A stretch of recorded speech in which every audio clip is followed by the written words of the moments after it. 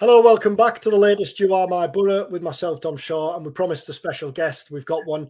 Josh Walker joins us.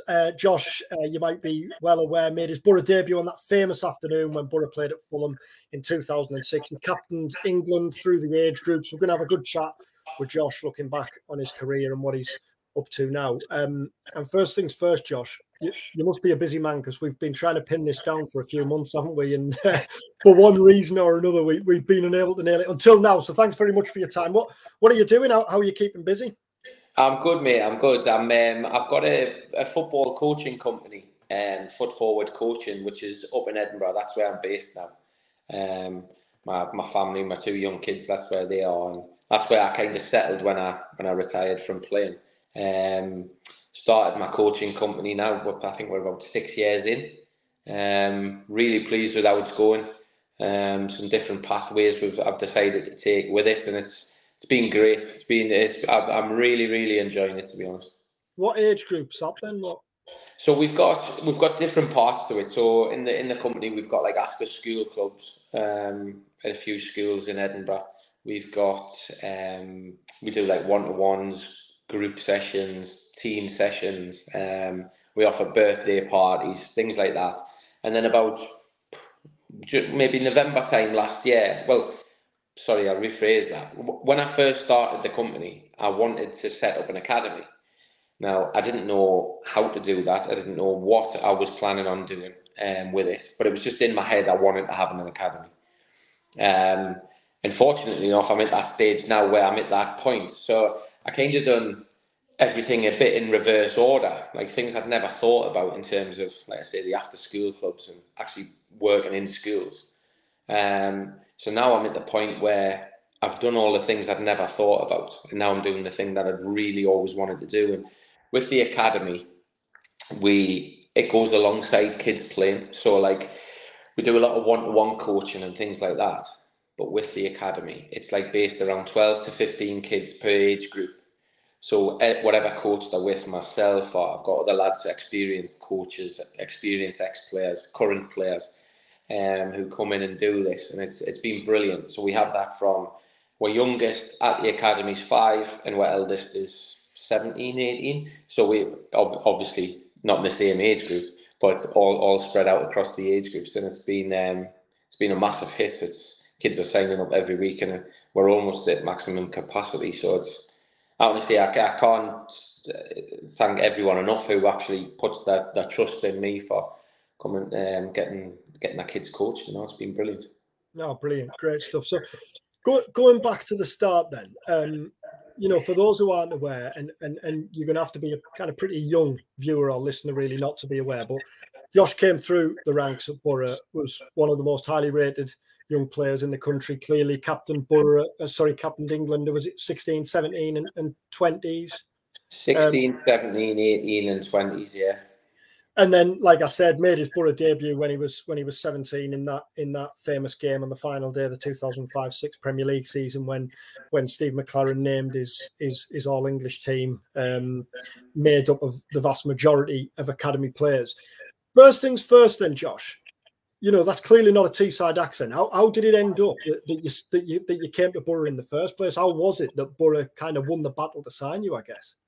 It was a strange one, really, because, like you say, I lived in Newcastle. I lived in a place called Killingworth. Been brought up, obviously, a massive Newcastle fan from being very young. And we started playing boys' club football, I think, when I was about 7 or 8. And a couple of weeks into the league season, my dad got a phone call from Peter Kirtley, who was the scout at the time at Middlesbrough, and asked if I'd like to go down for a trial. At this point, it wasn't an academy, Middlesbrough. It was all School of Excellence. And the School of Excellence was actually in Gateshead, a place called Emmanuel College. So they invited us down for a 6-week trial. Me and one of the other lads in the team, Ben Richardson, the two of us went down. And before we went down, my dad told us about it. I had heard of Middlesbrough, but I didn't know, like, at my age, I just kind of knew Newcastle. I was just so focused on Newcastle and things like that. So when it was Middlesbrough and training in Newcastle, I didn't really know what to expect, to be honest. But when I went in, the coach who was coaching at the time, Stan Nixon, who was a brilliant coach I worked under. To be honest, I've actually took some of the methods he coached me with and developed them into mine, because he was fantastic. But anyway, I walked into the session and there was about 10, 15 lads in the session, and they were doing all these turns, the Boro 10 turns.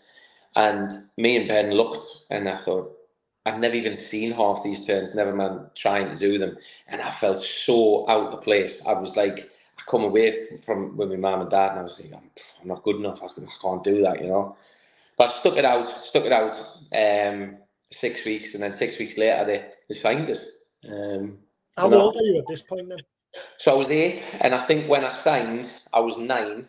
So I did my trial at 8, signed at 9, and then I think I was about 11. It then changed to an academy, and at this point, I was kind of struggling, to be honest. And at Middlesbrough, I'd had a word with my mum and dad, and they'd said that they were going to move us down in age group, because I was struggling at the time. I think it was a bit of confidence, a bit of, do you know what I mean? I can't remember what the feelings were I was going through, but I just remember that happening. And that was that. And then my mum and dad spoke to a couple of boys club teams, and back in Newcastle, would they take us on? Remember this boys club, Wallsend Boys Club.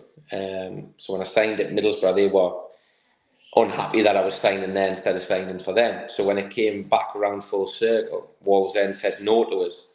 And thankfully they did, because from that moment, I played down in age group for a few weeks, started scoring goals, flying, confidence was going through the roof, got moved back into my own age group. And then by the time under 13s come, under 14s, I was playing in the 17s, in the reserves. I was flying from that point. So it was a blessing in disguise, really. And is there a time when you start to realise that, like, not that you're special, but that you clearly stand out from the rest, that you clearly, that you've clearly got a real chance, especially when you get to the point where you're captain in England? Was there a time when you look back and you can pinpoint that, where you thought, I have a real opportunity here? Well, there was just times in my career where I look back and I think, God, that is different. Like, I remember playing Newcastle, and I must have been 12 or 13, and I remember the coach on the side of the pitch, like, saying, "We'd love to buy you. We'd love to buy you." And I started laughing, and they went, we're not joking. We'd love to buy you. Are your mum and dad here? And I thought, like, do you know what I mean? I'm 12, 13 year old. So obviously there was loads of chats going on all the time from me being 12, 13 with loads of clubs. And I was very, and my parents were brilliant for this, keeping us very grounded. A lot of this stuff I didn't find out about until I was a bit older, but like it was things like that. So from like maybe 13, and then at 13 I had I was sponsored by Adidas. I was one of the youngest kids in the country to be sponsored, and they invited us down, my whole family, my brother, my mum and dad, to the headquarters in Manchester, to persuade us to sign. I mean, you didn't have to persuade us, do you know what I mean? I was going to sign. We were all getting free stuff. But anyway, we went down because Nike were wanting us to sign too. So anyway, we went down to Adidas, and they give all 4 of us, so you imagine this big massive warehouse, they give all 4 of us a trolley each and just said, go and take what you want. I thought, 13-year-old, 14-year-old, and you're doing this? I thought. And at that point, we almost had to get 2 cars coming back. Me and my brother were like squashed in the back. We had skis and everything. There was no one skis. We had everything. But it was things like that. And then obviously, I remember being 14. Well, at 13, I was playing in the 17s and playing week in, week out, and got a couple of opportunities in the 19s by the time I was 14. And then I remember getting a phone call at the school. I was 14-year-old. And the school said, "Oh, Josh, we've got a phone call. Middlesbrough have got a game tonight. They need you to play." I thought, we never play through the week like that. So anyway, I was getting out of school. I was buzzing with that. So I came home, and my dad sat down. He says, "Oh, you playing for the reserves tonight?" I was like, "Reserves?" So we're Everton in the reserves. I mean, this was when reserve team football was proper reserve team football. Like. So 14-year-old, I'm sat on the bench at Everton. I think they played at Southport at the time. And I come on. We were getting beat 2-1 when I came on, and it was about 20 minutes left, and we got a free kick in the middle of the pitch. Sorry, the middle of Everton's half. It was me and Colin Cooper stood round it, and I wanted to take it, and Coops was like, "Well, you better do something good, yeah." So I just stepped back, whipped one in, and Danny Graham scored a header at the back post. It was and he was like, "Fucking hell, that's brilliant!" And then it was, you know, and it was things like that, and like I say, from that moment, you know, 14, 15, playing with England everywhere, every team in the country, Europe, talking about you wanted to sign you. It was very, very surreal, you know, like when I look back. But I was, like I say, my parents kept us very grounded. And when you said there was some stuff that your parents kept from you, I mean, you just dropped in there that clubs in Europe were interested in signing you. What type of stuff did they tell you later on? What clubs were interested in you? What type of things were possibly cropping up? So, well, at the time, this was when Chelsea had been taken over by Abramovich and was they wanted to invest in their academy. So Chelsea were like a constant with my family and agent, and constant. Arsenal would ring my house, speak to my dad, things like that. It was my agent telling us about, you know, like the other clubs were wanting to find the cheapest way that they could sign us because it was going to cost a lot of money. So they were talking about signing for Anderlecht. So you'd sign in a foreign country and then come back for cheaper.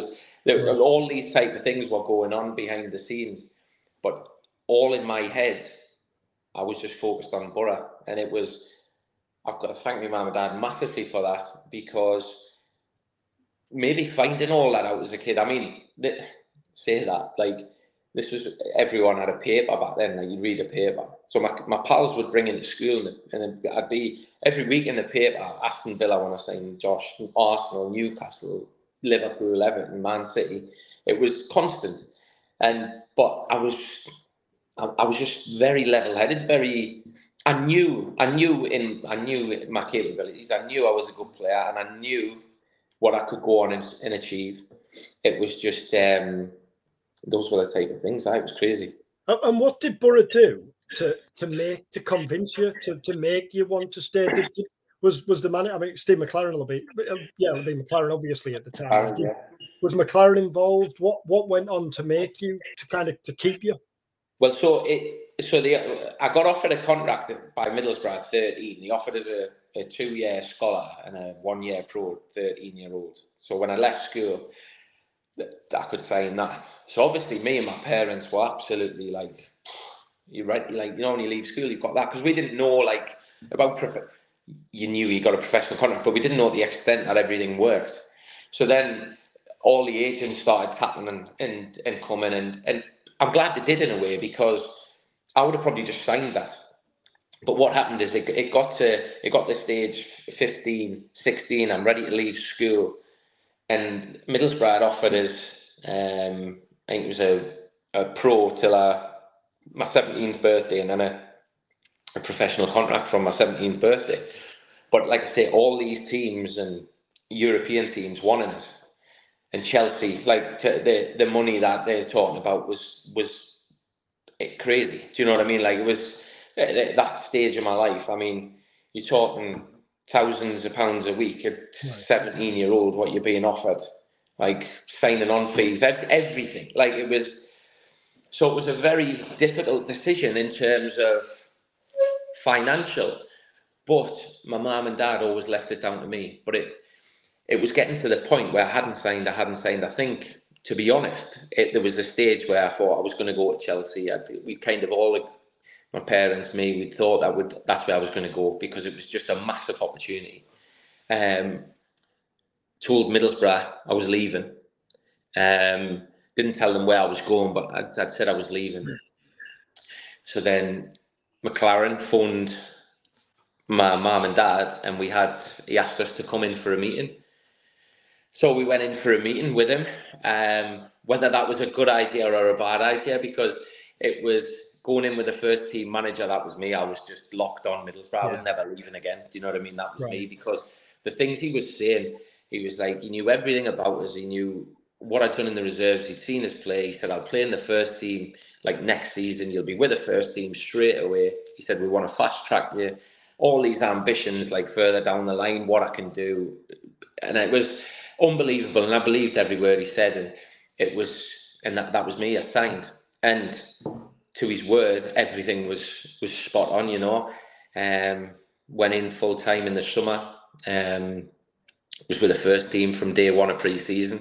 Yeah, I flitted in and out with the reserves and youth team, but predominantly trained reserve first team, and just I would have played at 16 had I not been injured. You know, like when we went down to Arsenal that day, I know we got battered 7-0 that season. I'm sure you remember. Yeah. I'd got injured a couple of days before, and there was a lot of I would have been in that. You know, like I would have been the youngest player to ever play. But I still I was out injured for a long time in that season. Still played the last game of the season because I was desperate to do it, you know, because I'd worked so hard to do it. But it was brilliant, and that's how I signed it. Boro.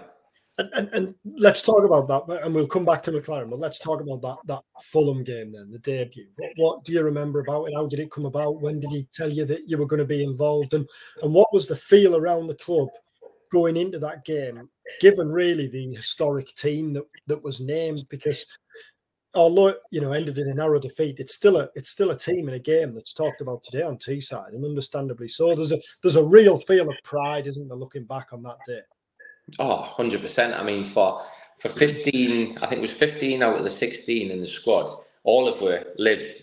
Well, I lived the furthest away in Newcastle. Everyone else, all of us were within that region. You know, like that is completely unheard of. That will never happen again. Do you know what I mean? And it was 15 quality players. I mean, we went to Fulham and we held our own, and we probably should have won the game really with the chances we had. Do you know, to lose 1-0. But I remember the build up to the game, because obviously we had the UEFA Cup final the following week. So there was word going around the training ground that he was going to involve some of the young lads, and there was a lot of people saying that I'd be involved in whatever. And I'd been flying, I'd been injured, came back, and we played a reserve game against Man United. And I remember playing against Darren Fletcher, and like he'd been a first team, and yeah, I just remember like 1-2s, right? Like, you know, like little things that stay with you, around the corner passes, all this type of thing, and it really stood out in that game. And when I was hearing these things, I thought, I'm ready. Like I had in my head, I was ready. Like I was just praying every day, fingers crossed I was going to be involved. And then I seen the squad list, and I was in, and I was just, it actually got upset. Do you know what I mean? It was that much because it worked that hard. And it brought tears to my eyes. Like I had to just go and be on my own for a bit, because I was just so pleased, delighted, excited, nervous, everything, you know. And then obviously going down and then playing, it was unbelievable, like really, really good. And you mentioned the season before when you'd got injured. Had you stayed fit, do you think you'd have been in and amongst the first team in the entirety of that season? And you know, with that comes those UEFA Cup nights and everything that goes on there. You know, were you on schedule to be part of the first team setup in that season? Had you not got that injury? It's always difficult to go and say what and ifs and maybes, but I think it was nailed on. Do you know what I mean? Because the amount of games we were playing Saturday, Tuesday all the time. And like, I mean, I was, you know, 16-year-old and I'm flying in the reserve team. Like, it's training with the first team, not looking out to play first team players, showing us loads of respect, like wanting to help us. The likes of George Boateng and Deriva were the two at the time. Mendieta, like taking time to speak to us, hang back after training to help us work on things, like to keep my feet on the ground, even though they were. But do you know what I mean? Keep you grounded. And it was, like I say, just very unfortunate, just with injuries, and who knows what the career would have went on to be. But it's who knows? Who knows? And I guess the other kind of what if only at that stage is then obviously McLaren goes on to join England. Given you know how highly Steve McLaren rated you and what he promised you, that personally for you must have been a blow, was it? Honestly, it was almost a dagger, really, because I felt I was like it's hard to say at the time when he left. I didn't actually feel, I was gutted that he'd left because I knew how much he loved it. But I also thought, well, Southgate coming in, I'm still flying. It's going to be. He's seen you in training and watched you, and yeah. It's going to just be the same. But obviously, Southgate coming in and going from being captain and player to then manager and having massive egos in that dressing room, you know, like Hasselbank, Viduka, Mendieta, all that type of player. To put in myself, like, do you know what I mean? And other young lads as well. Everyone had to bide their time a bit. But again, come back pre-season, I was flying in pre-season, played Sheffield Wednesday for the first team pre-season. But then I got injured again.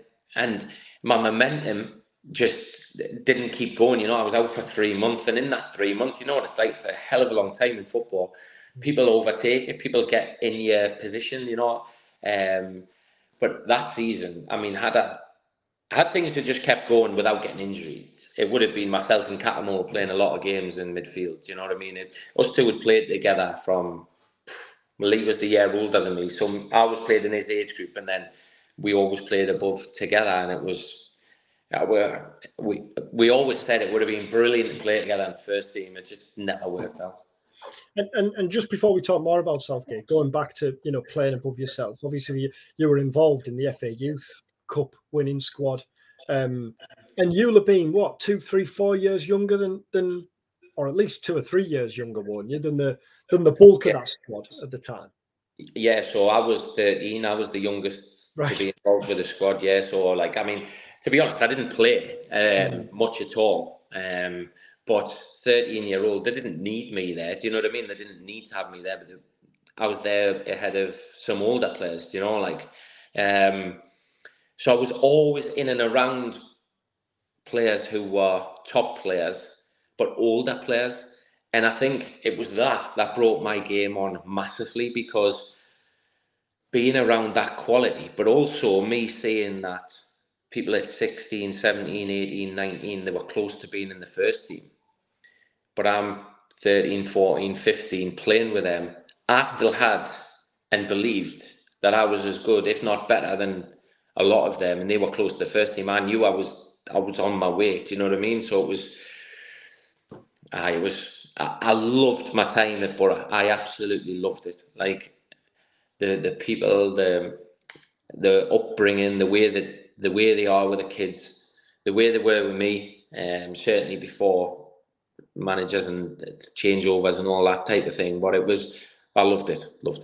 And on England, before we go back to Southgate and Boro and how things developed there, you know, you captained England at various youth levels. What's that like, and who was in that squad? Who were you coming up with through the ranks there? So our England team was, it was names all over, you know, like, so we'd have, well, defenders, just thinking off the top of my head, you had like Ryan Bertrand, James Tompkins, Kieran Clark, myself, I played centre half sometimes, and then you'd have Delph. Obviously, then if I wasn't playing centre half, I was playing midfield. Me, Delph, Andy Carroll, Scott Sinclair, Theo Walcott, Daniel Sturridge. You know what I mean? It was a Trippier, right. And I'm definitely missing out loads of names there. But they're the ones that are just coming back to us now. You know, and to be captain of that group, it was unbelievable. You know. But back to Boro then, Southgate. I remember you saying to me that kind of one of your biggest regrets, or not necessarily a regret, but something you look back on, is you were 17-year-old and knocking on Southgate's door and asking why you weren't playing, and you look back now and think, you know, I can't believe I did that. But I guess at the time, that's just a sign of your confidence and where you see yourself and where you view yourself within the first team setup, is it? It was never, I've said this to a few people, you know, it was never an arrogance. It was never like, I think I'm better than the level I'm at. It was not that. It was, like I say, because it was almost a positive and a negative, because I'm always around older players, first team players. If they're not playing, they're banging on the manager's door. But I forgot that I was 17, and I'm doing the same. Do you know what I mean? And it was,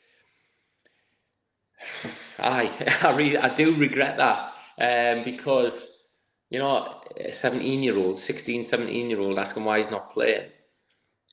Like, go away, you're a kid. Do you know what I mean? But I just had that much confidence in my own ability. Like I say, without being arrogant, I just wanted to play because I knew the season before with McLaren, what I'd had, and when I was fit, like, I backed myself to be one of the best midfielders at the club, and I was only 17. So it was, but it just experience. He decided to go with experience at the time for a couple of years, and I just had to bide my time, which I found the most stressful and hardest time in my career, really. And was that, I was going to say, was that, what was his answer then when you asked him why you weren't playing? Was it that he wanted more experience in there? Yeah, he said like, obviously he rated us very highly as a player, but he said that the players he had, to be fair to him, he was so lovely about it. I mean, a lot of managers would have nailed a 17-year-old, and to be honest, maybe that's what I needed. Maybe I needed nailed, and just said, get out my office, don't you dare come back in here until you're 19 or something or whatever. But he wasn't. He was so lovely about it, and to be honest, he was like, "Nah, you are ready for first team football, so we're gonna send you on loan." So I went to Bournemouth and I went there at 18, and just turned 17 or 18. I went to Bournemouth and played there, and then came back in the summer again, flying in pre-season. I always say when the season finished, I always kept my fitness level really high. Like this, you're talking in an era where the season finished and a lot of lads would do nought until they come back. Do you know what I mean? I know it's changed now where the lads are ultra fit all year round.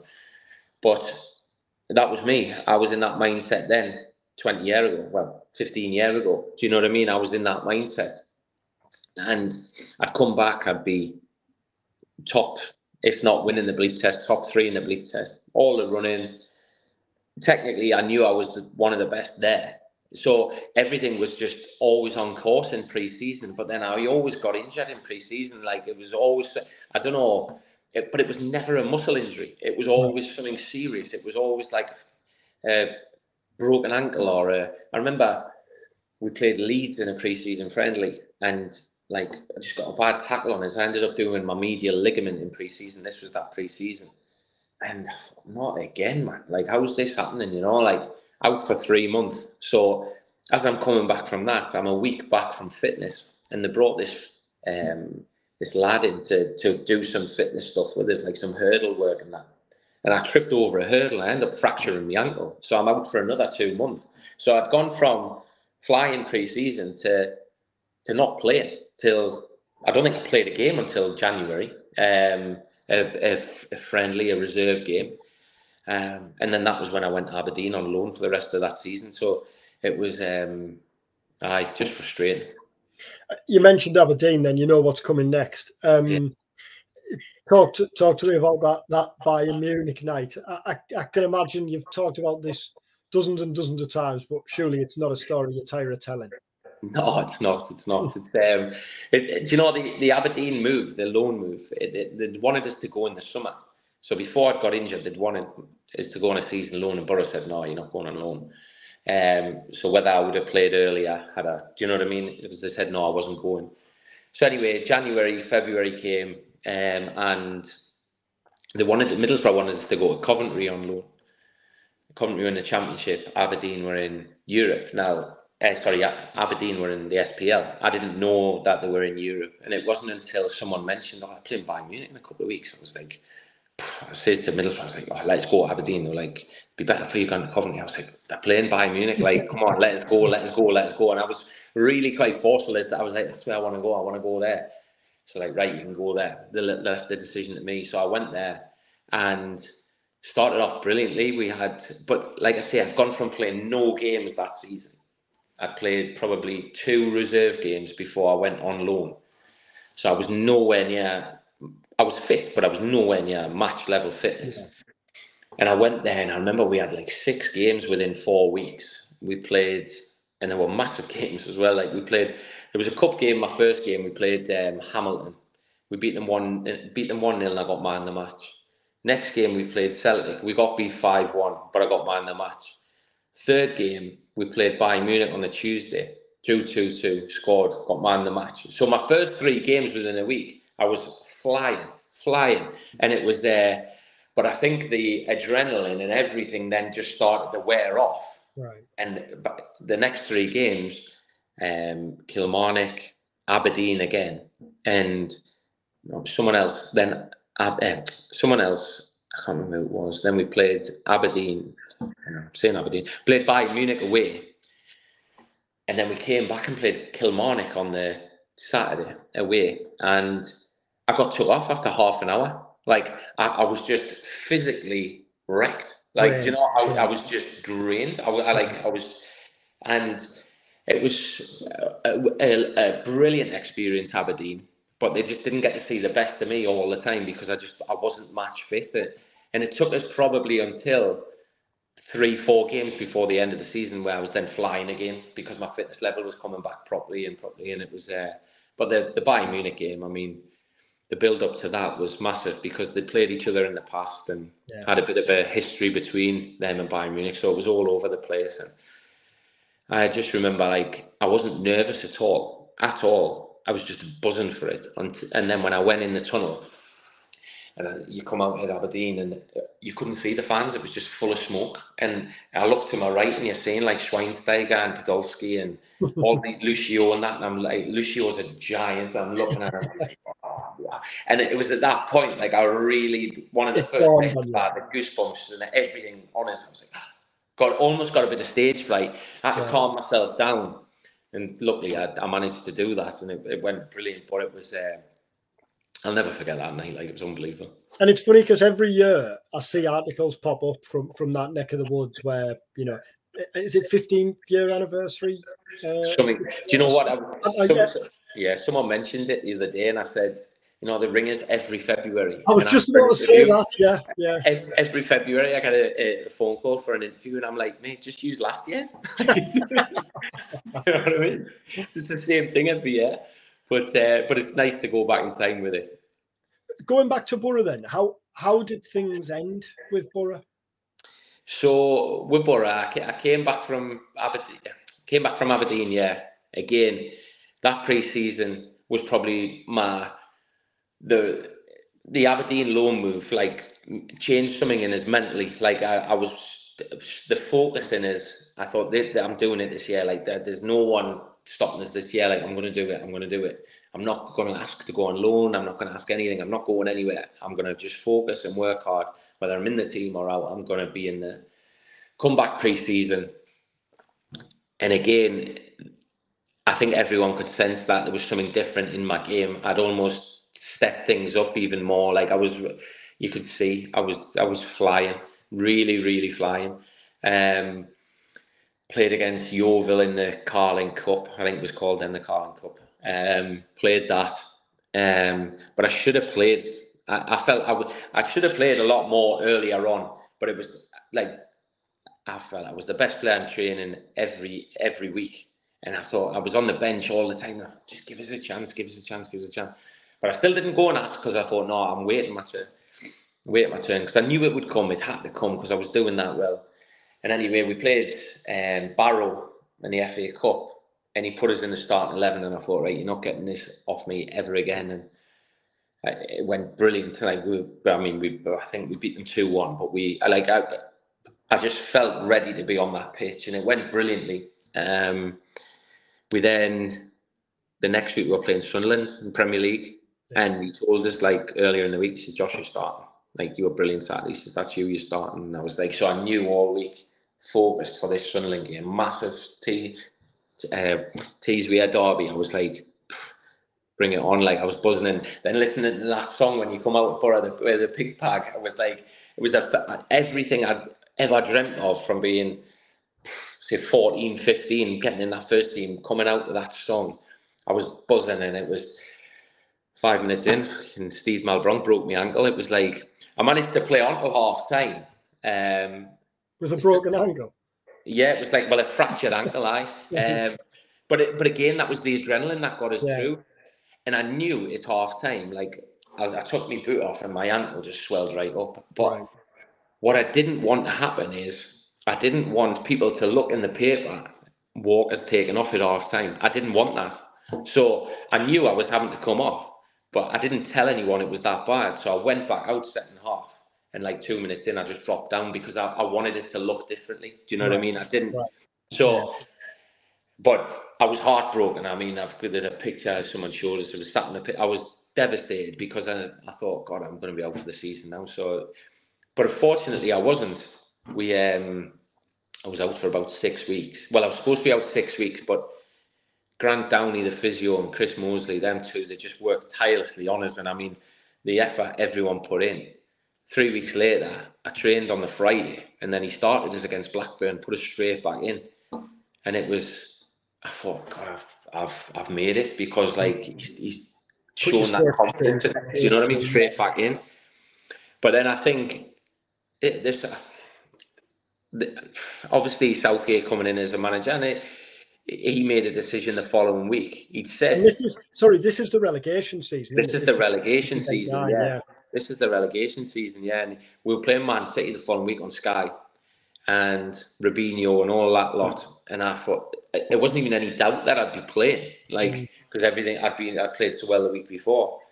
And then he pulled us on the Saturday morning and he said, Josh, I'm going to leave you out of the squad today. And I was like, that was that everything I'd worked towards, I just got rocked so much mentally. And I was like, why? And he said, oh, we're just going to go with the experience. And like, I couldn't even talk because I thought, I'm going to be playing against all these top players in 2 hours. And now I'm not even on the bench. And I kind of went the other way again. Like, I went from staying back and working really hard to almost becoming, I wouldn't say arrogant, I didn't, but like when he used to run after the game, I'd be like, I'm not doing that. Like, why do I have to do that? Like, do you know, which I would never have done. I still done it, but I was like asking questions, and it was just the frustration level was massive. And then we were struggling massively, and it just didn't go to plan. So obviously Southgate then lost his job. But then I'm sure every player you've had on the air when we brought in Stratton, Jesus Christ, it just honestly just ruined the whole club, like from top to bottom, just ruined it. You know, just the feel around the place. Just the feel around the place was just horrific. Like, the arrogance in the man was unbelievable. I mean, I know he's had a great career playing and he'd done brilliant at Celtic, but the way he spoke to people was just as if you were on the, like, something on the bottom of your shoe, you know. No one took to him, and he then brought in loads of Scottish lads, and then obviously he just didn't like me, which is football, which happens. Do you know what I mean? You're not going to always have everyone like you. But so that season, he hadn't given us a squad number, which I felt was ridiculous. But again, I worked hard in the reserves, and I remember Gary McAllister, who, to be fair, was an unbelievable bloke, top guy. He was just watching, like, there was about 8 of us training, like, because if you weren't in the first team, like, you just had to do your own thing.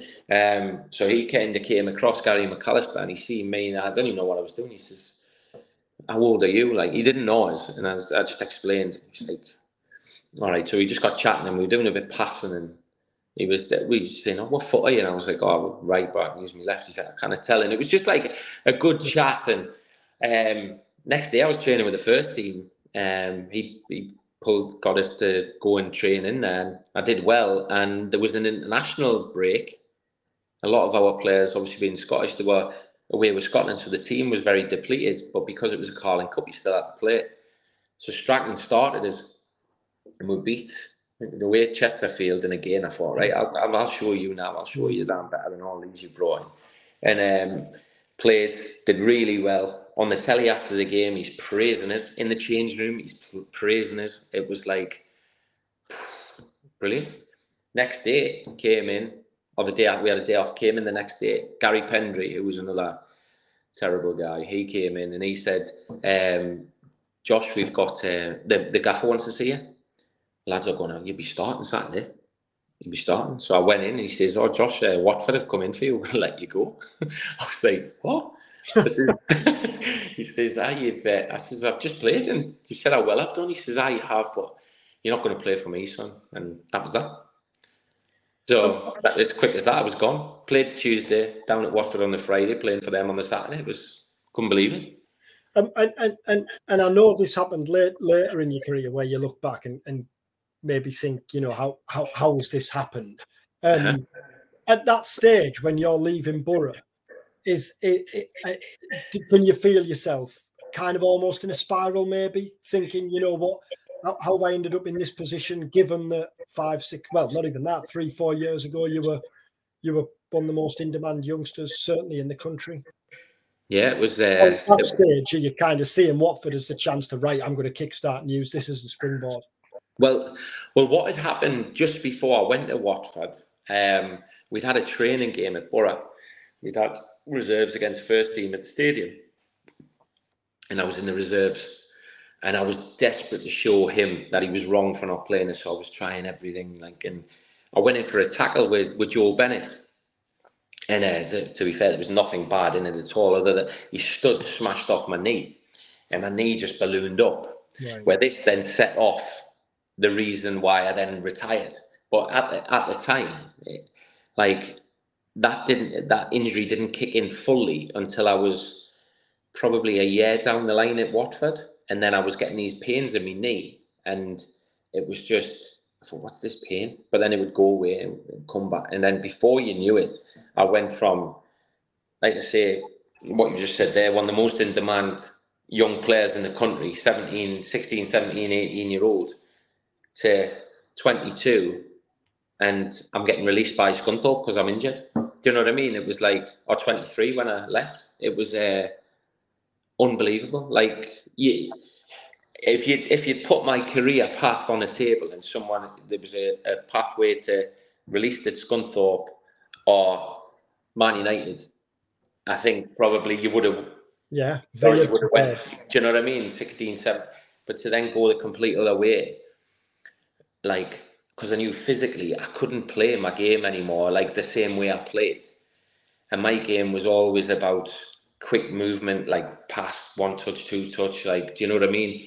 I couldn't do it anymore. I couldn't physically do it. The demands on my knee were just, the stress level on my knee was just unbearable at times. And mentally that then just, I found it really difficult, probably about 2-3 years of my life after that, actually. It's horrendous. Did you consider physically, first of all, did you consider retirement at that age? Obviously, you went to Gateshead after Scunthorpe, didn't you? I did, yeah.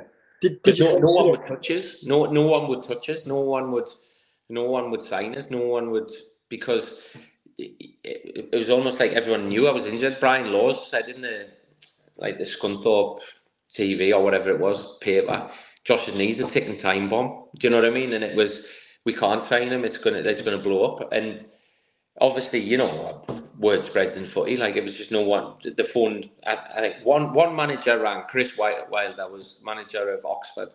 Right. And that was it. Other than that, other than like clubs, real low clubs, like that was it. And it was at the point that I was with my partner at the time, and we just had my daughter, and I thought, what am I going to do? Like, I haven't got a job. So it was Gateshead. It was my pal who was the manager, and he rang us and he says, look, well, do you want to come here? And I thought, I haven't got anything else. Do you know what I mean? I felt so lucky in a way that I still had that. But it was just that, like people say, it's just football. Do you know what I mean? And it was very, very difficult time in my life. I'm not going to lie. I was going to say that because it must have been hard, and you might well have felt this way. It must have been hard not to be bitter, because I guess there's reminders everywhere you look. You put the telly on a Sunday afternoon, and you're watching lads playing the Premier League who you think, well, you know, he was in the team that I was captain of, playing for England when I was 16, 17, 18. So it must have been impossible to almost kind of remove yourself from that. I guess it was all encompassing, was it, that feeling? And did you have that? Did you have that bitterness? 100%. It was, to be honest, like me and my dad, like my dad couldn't watch footy anymore. Right. Like, I couldn't watch footy without slating people, which isn't me. But it was like, I'm seeing lads who I was miles ahead of playing for England in the World Cups and things, and I'm thinking, I'm sat here with a busted knee, like can't play or playing, but not at the level I could play at. You know what I mean? And it was, and seeing my dad the way he was, I felt as though almost I'd let him down. So it was like just so much to deal with, and then becoming a young dad, and I was like, I can't handle this. You know what I mean? It was honestly, it was a horrendous time in my life for all of us, really. And then the one shining light to come out of this was at the end of that season at Gateshead. Again, they knew I was nowhere near level of fitness to play. So the Gateshead released us, and I thought at that point, I'm done. Yeah, there's no way I can do this anymore. And John Johnson, a lad I played with at Boro, who was probably my best mate in football growing up, and he rang us and he said he was playing in India, and he rang us and he says, Josh, would you fancy coming to India, playing for the team I'm at? He says, well, manager's been asking about you and blah, blah, blah. I says, aye, like, just, yeah, thinking nothing will come of it, do you know what I mean? But it did. I went and met Ashley Westwood, who was the manager. I went and met him in Northampton. Went and met him, had a chat with him and signed. But at this point, I wasn't fat, but I was overweight. I was almost like, all I'd done was weight, like, because I couldn't run in. Like, I wasn't doing any running because I was trying to protect my knee. I was just getting bigger. And I didn't look like a footballer anymore. So when I went over there, he was like, this was a massive blessing in disguise, was that we didn't play a league game. So I went over there in July, but we didn't play a league game till January. So we had 6 months of getting fit, but getting conditioned, which I hadn't had. And the transformation went full circle again. It was I needed to be away from, as terrible as it sounds, I needed to be away from my family. I needed to be away from my friends. I needed to be like on my own type of thing. With no distraction, because my life was spiraling, not just football, my life was spiraling, and I couldn't let it go that way. So I went over there and, like I say, got conditioned properly, and I wasn't the Josh Walker I was at 17, but I was a good version of him. Do you know what I mean? I knew how to play, knew how to handle situations like with my knee and things like that, and we then went to this team, Bengaluru, and we were playing like Asian Champions League and Asian Cups. And I remember, and this will just top my career off, the BBC knew I was playing out there, so they wanted to do a documentary on us because they knew this kid, 17, 18, everyone wanted. Now he's in India. They came out, done a week's documentary on us. First game, day before the game, I pulled my hamstring, so I couldn't. They came to watch the game, I was injured. I thought, doesn't that just sum it up? Exactly. So, but that spell in India was unbelievable, and it was it saved my life in many ways in terms of going completely the wrong way. So I have so much to thank John for. He knows this. He knows this. He knows exactly what I think of John. And it's it was exactly what I needed. I mean, you've said it yourself there. You must look back and kind of fear, really, or think how the hell things might have turned out if you hadn't gone to India, because you said there things were spiraling off the pitch. Yeah, it was. That was the biggest thing. It was more so, I knew the football side in the country, and my ambitions and dreams had gone. They were shattered, but I couldn't mentally deal with that. So you turn to other things, and it wasn't good, and it was. I needed to get back on track somehow, and I'm a massive believer. I think things come in your life at the time to help you. Do you know what I mean? And that was a pathway for me to get back on track, and it did. And it was just unfortunate. Like, I mean, I was playing, like I say, with the knee. That was a ticking time bomb, and I managed to get the January to the May of the season done. But during the last couple of games of the season, I was in agony in my knee, But I thought, I need a new contract here. And I thought, if I can get new contracts here, but just play 6 months of the year, I can handle this. Do you know what I mean? So they offered us a new 1-year deal, so I signed it. Came home, and then went back out, and then my knee just completely blew up the first day of pre-season when we went back, and that was it. That was me. But I knew it was going to happen. So it was.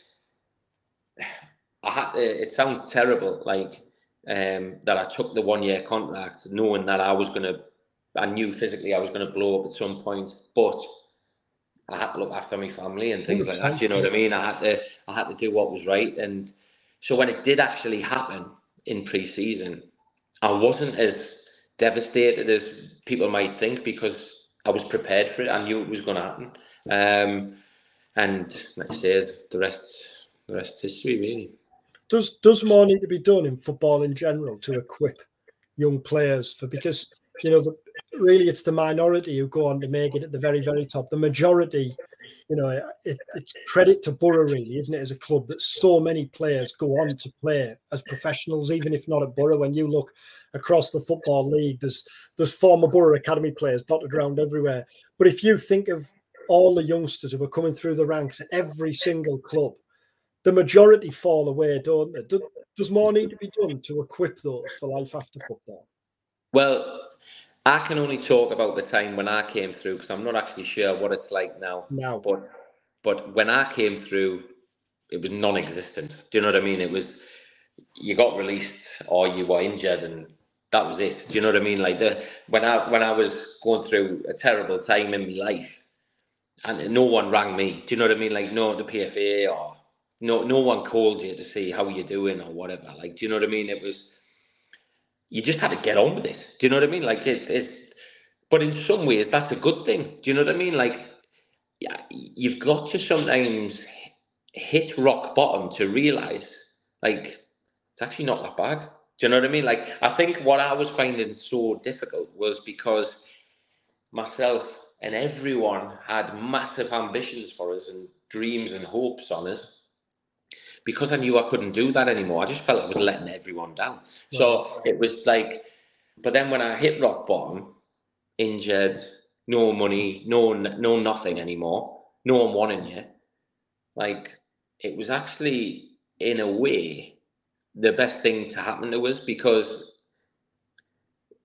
like, getting injured the way I did, it could only go one way. I had to hit rock bottom to then start again, because I had to almost let go of the player Josh Walker that I was, to become a different player or a different person. Yeah. And it was that was probably the most difficult, but looking back, it was the best thing to happen. And now, two kids, you talk there about the coaching that's going very well. Are you now in a position where you can look back with pride at what you did achieve, rather than concern yourself with what you didn't? I mean, 100%, Dom. And I mean, for a lot of years, I couldn't see what I'd done well, because I could only see what I didn't. Do you know what I mean? But now, and not just now, for a lot of years now, I've been like at peace. Do you know what I mean? And accepting. That's the biggest thing, accepting. I think once you accept it, you then can start to look at things. I mean, we're going back to that. I mean, to having Chelsea and all, Man United, all these clubs ringing and putting in offers for you at 16-year-old wanting to buy you. Playing the Premier League at 17, captain of England 40 times, playing in the World Cup, captain England, Premier League, UEFA Cup, scoring in UEFA Cup, man the match against Bayern Munich, all before I'm 18. Do you know what I mean? It's like, that's not bad. Do you know what I mean? It's not bad. And it's, who knows what I could have went on to achieve, and things have been different with injuries, who knows. But looking back, I'm very pleased with what I was able to do, because there's so many who don't get the opportunity to do it. Do you know what I mean? And I think now, with my coaching, my academy, my football company, all aspects of it, there will be, I'm not saying I'm the best coach in the world, because I'm not, but I try my best at my coaching. I've got my badges. I work hard at it.